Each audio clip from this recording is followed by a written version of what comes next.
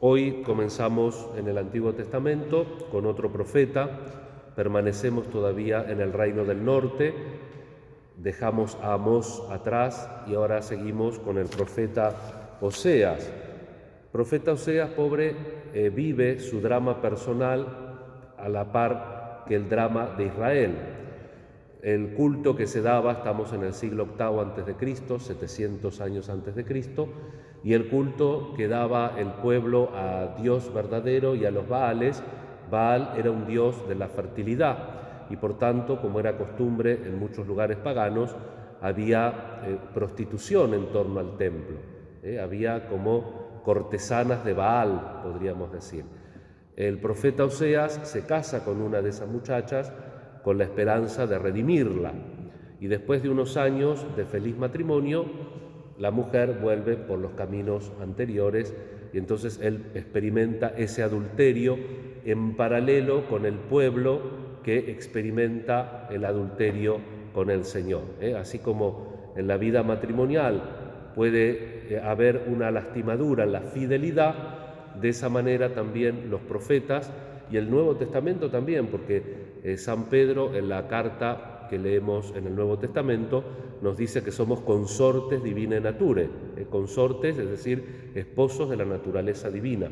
De alguna manera hay una analogía entre la intimidad de Dios, ese amor comunicacional y fecundo, también en la realidad del pueblo. El pueblo, la Iglesia, está esposada. Eso también, inclusive, esa analogía se va difundiendo entre el ministerio sacerdotal. El obispo recibe el anillo como signo de fidelidad a la Iglesia, que es su esposa, la Iglesia concreta de una diócesis, y por eso recibe el anillo como signo de desposorio.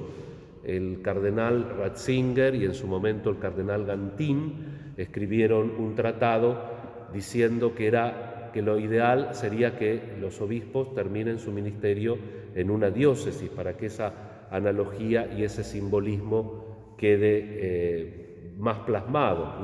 Imagínense que una señora o un señor ya se ponen viejito y la otra parte de la pareja dice, queremos un modelo más nuevo. Entonces el obispo dice, no, esta diócesis, ya hace tanto que estoy en esta diócesis, tengo que cambiar. La figura, es cierto que es una analogía, la analogía tiene una parte de semejanza y una mayor de semejanza, pero por algo en la historia de la salvación, tanto en el Antiguo como el Nuevo Testamento, inclusive si nosotros leemos Lumen Gentium, las figuras de la Iglesia como viña, la figura de la Iglesia como edificio y la figura de la Iglesia esponsal está arraigada en la más profunda tradición del Antiguo y del Nuevo Testamento y por tanto de la eclesiología de la Iglesia. El pueblo es infiel, nosotros también a veces podemos tener pequeñas infidelidades con el Señor y no darle el primer lugar en nuestra vida. Por eso es importante que siempre cotejemos nuestra fidelidad y nuestra respuesta de amor al Señor, que se manifiesta como el esposo de la Iglesia, pero también se manifiesta como el Padre de cada uno de los miembros de la Iglesia, y tenemos que esa relación filial cultivarla y afianzarla cada vez más profundamente en la fidelidad. En el Evangelio está la perspectiva también siempre de la vida, ¿no? El poder de Jesús que viene a sanar, que viene inclusive a resucitar en relación a la vida, también a esta vida nosotros que tenemos. La hija del jefe de la sinagoga, que cura, es adolescente, por tanto muere cuando tendría que casarse y cuando tendría que estar abierta a la vida. No olvidemos que también los contemporáneos de Jesús y los judíos que no aceptan la venida del Mesías, tener muchos hijos abriga la esperanza de que el Mesías nazca en la propia familia. Y esta chica veía truncado el sueño de su propia familia. Jesús, al resucitarla, le devuelve la vida a ella, le devuelve la alegría y la seguridad a su familia, pero también le da la posibilidad a ella de la maternidad. Y en el camino vemos a esta mujer que durante 12 años padecía hemorragias. No sabemos si estaba casada o no, pero ciertamente que durante 12 años no podía hacer uso del matrimonio. Por tanto, esta sanación también hace que pensemos en la apertura en la vida. Le devuelve toda la condición propia de su naturaleza a Jesús con este milagro que hace. Estos dos milagros entonces están en relación a la vida verdadera. En los sacramentos son las acciones por las cuales Jesús toca nuestra vida, nos sana y nos abre a la vida verdadera. Hace unos días ya les recomendé y se los vuelvo a recomendar que repasemos el número 1116 del Catecismo de la Iglesia Católica. Y por último, también una joven adolescente que recordamos en la liturgia de hoy, Santa María Goretti, que tuvo una vida campesina en Italia. Un señor quiso abusar de ella y ella defendió su castidad hasta la muerte.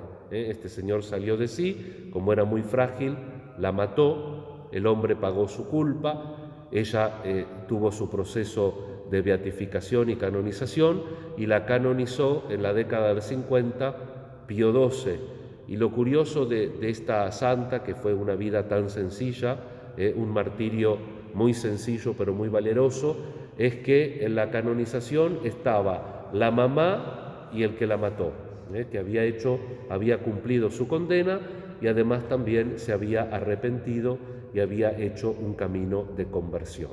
Nos enseña mucho el heroísmo de la nena y nos enseña también la capacidad de una madre que un crimen tan atroz y tan antinatural, porque habitualmente los hijos esperamos que desaparezcan los padres, pero los padres no esperan que desaparezcan antes que ellos los hijos.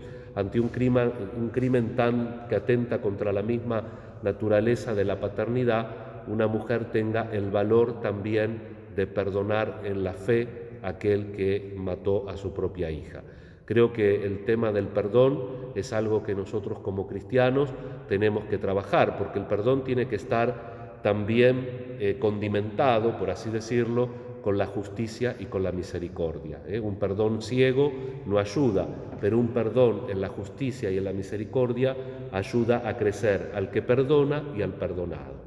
Nos encomendamos a la Santísima Virgen, le pedimos al Señor su compañía, su fuerza, su bendición.